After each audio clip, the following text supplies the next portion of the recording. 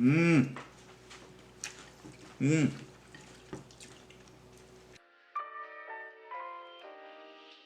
Dongchimi guksu is my favorite dish. It's a bowl of noodles served chilled, and it's refreshing and light, perfect for a summer's day.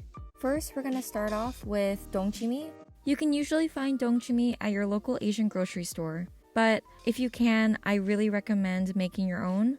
I made a video on how to make homemade dongchimi, so if you want any tips, you can check that out. I'll put a link in the description. We want about 3 cups of dongchimi broth. I like my dongchimi guksu strong, so I'm going for a 3-to-1 ratio of dongchimi to water. Next, stir in a tablespoon of sugar and 2 teaspoons of rice vinegar. Here I have some of my homemade kimchi.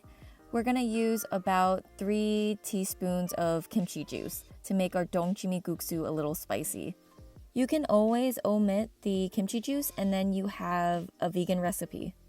Okay, that's it. That is the broth for our dongchimi guksu. Now we're just gonna move it to the freezer so it gets really cold and slightly icy while we prep our other ingredients. For my dongchimi guksu, I always love slivers of cucumber, some thinly sliced tomato, and some of the dongchimi. You can always top your dongchimi guksu with other things if you would like de-seeded slivers of jalapeno if you want really spicy, some fresh slices of avocado that are just underripe, or some raw onion. But one thing I think that is so good with dongchimi guksu is a perfectly soft-boiled egg. And Sachi has mastered a technique for this, and I'll let her describe to you how to make it. Okay, so I learned this at a restaurant that I used to work at because we used to sell 100 eggs a night. But you get your water salted and add a rolling boil, and then you put your eggs in. You don't want to crowd it too much, so just keep that in mind. Set your timer for 5 minutes and 45 seconds, and then after the timer rings, you're going to plunge your eggs into an ice bath immediately. And then it should be perfect runny yolks and set whites. Now for the noodles. You want somen noodles for this recipe.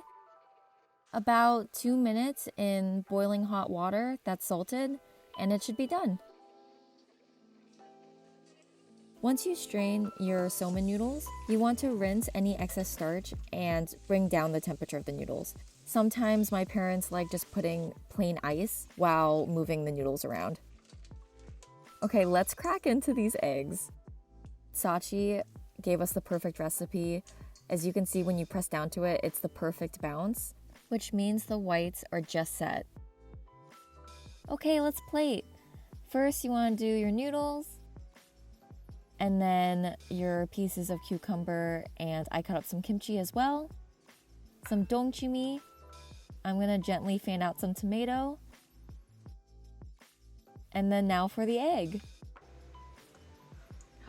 Look at that. The whites are perfect. The yolk is still runny. You put all that work in making a perfect egg. Make sure you salt it. Now for the dongchimi broth. It's perfectly slightly icy, and we're just gonna pour it all over. That's the best part of dongchimi guksu, is that the broth is slightly frozen over and it just stays cold as you're eating it. And there you have it. Now you know how to make dongchimi guksu. Try out this recipe. It's so easy, and let me know what you think.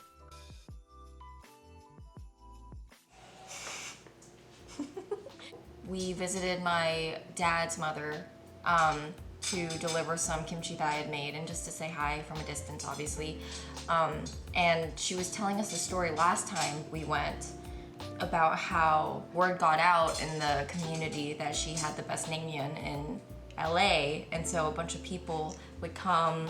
They would always ask for naengmyeon, like the kids would always ask for naengmyeon, and they would bring their friends, and then other Korean people found out about it. And they would just come over to her house, and she would just like run this word of mouth naengmyeon place from her house. The reason why I wanted to make dongchimi guksu was because when we went over to her place, she made the best dongchimi guksu. It was so perfect, and I was just like so blown away that I wanted to try to make it. I don't know, getting all these stories from my grandmother and my dad, it just makes me want to love and make these recipes more, because naengmyeon has always been my favorite thing. I don't know, and I think it's really cool that I'm trying to, from what I've known as a starting point, and then build off my own taste, and therefore like cultivate my own experience with the food, and also have my history in mind. Yeah.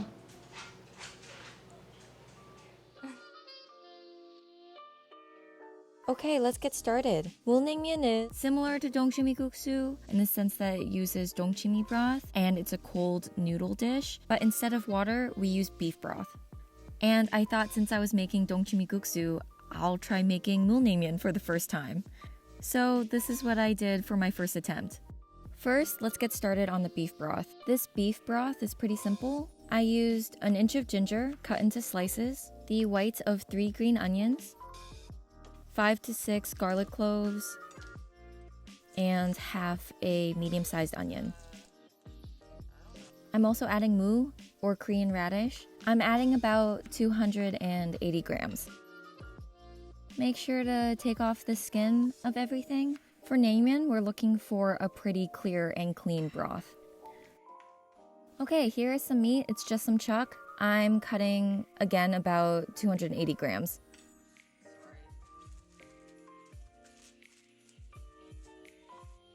Now you just put all those ingredients into 3.5 quarts of water and just put it on high heat. Just wait for it to boil. As it starts boiling, you're gonna want to skim any of the scummy stuff that rises to the top, and then cover it and let it simmer for 2 hours. After 2 hours, you strain everything out, pick the meat out because we're gonna want to slice it thinly and serve it with our naengmyeon. And then now we season the broth. First, I'm adding about a teaspoon of sugar. This is soy that we use for soup. It's a lot more concentrated and salty in flavor, so use it sparingly. I'm just using about a tablespoon. A pinch of salt. And great! Now we're just gonna have it sit overnight in the fridge and then skim off all the fat that rises to the top. Great, let's start building our naengmyeon broth. So here I have some pretty old dongchimi. I'm using about a cup at first, and then mixing in 2 cups of beef broth. My dongchimi was pretty old, so the flavor was really intense. I decided to do a 3-to-1 ratio of beef broth to dongchimi. Now it's all combined. Because we're gonna serve this broth cold, we should season it cold. Temperature actually affects the way you taste food, so we wanna do some extra seasoning at this point. So I'm adding a teaspoon and a half more sugar and another teaspoon of salt. Holy shit. Oh my god, that's so good. Same deal as before, we're gonna put in the freezer so that it can get really slushy as we prep our other ingredients. Here's the star of the show. These are Korean buckwheat noodles. They're made out of buckwheat starch instead of buckwheat flour. So these noodles are a lot more chewier than Japanese buckwheat noodles. You can find them frozen or dried. You want to make sure that, again, the noodles are really cold and that you squeeze all the excess water out because we don't want our broth to be diluted. We got cucumber, we got dongchimi. Traditionally, there would be bae or Korean pear in naengmyeon. We didn't have that in my refrigerator, so I used an apple. And here, I just thinly sliced some of the chuck that we used in the broth. It's the best part of naengmyeon.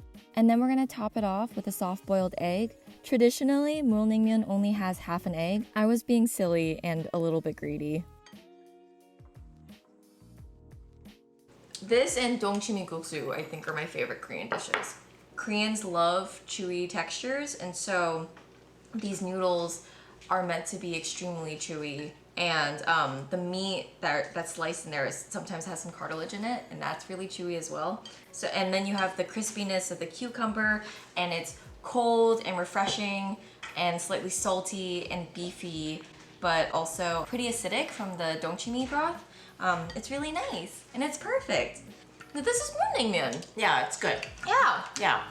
You need the right panchan and condiments. So you need vinegar or rice vinegar, and you need the hot mustard. So my mom made mustard, but it kind of has the same quality as prepared wasabi in the way that it makes something kind of sharp on the nose, spicy, just for like a second. But it's not as fragrant as wasabi. Oh, thanks, Mom. I wish it wasn't as radish heavy, and I wish it was a little more sweet. The beef flavor for me is pretty intense. Also, my dongchimi that I used was pretty old, so maybe if I used fresher dongchimi, the flavor would feel a lot fresher, and the meat flavor would be a little more diluted. But that's how I feel. Naengmyeon is a favorite dish of my entire family, so I thought they should try some too. Man, it's excellent. The noodles are perfect. Yes. The noodles perfectly. Thank you. But it's perfectly cold, refreshing. That's what it's for. Naengmyeon is for refreshing. You eat this after meat, you know what I mean? So refreshing. Do you want some naengmyeon? Yeah. Oh gosh, look how gorgeous it is, everybody. Oh my god. Oh, that's good. That's really good. Wow.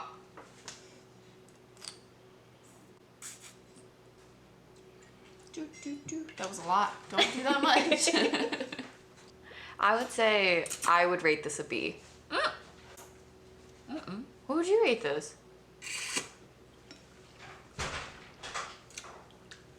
I think if we had kimchi and all the banchan, oh, that would be so good.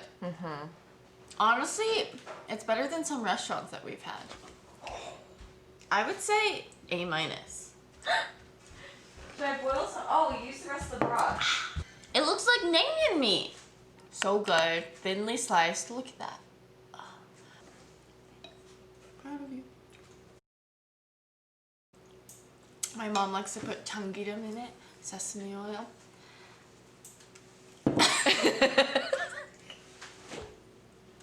You're so much better at this than I am. Why? I just sat in silence one time. Do you remember Sleepover the movie? I thought about it recently. Oh, I watched it very recently. It was really bad. Don't watch it. It's really bad. I believe it. Everyone wants to be the chill girl. I know, it's annoying. It's not real. Be yourself. This is real. This is me. Gonna let the light shine on me. I'll make Mom a little mini naengmyeon. You know what I should have done? This is better, but I should have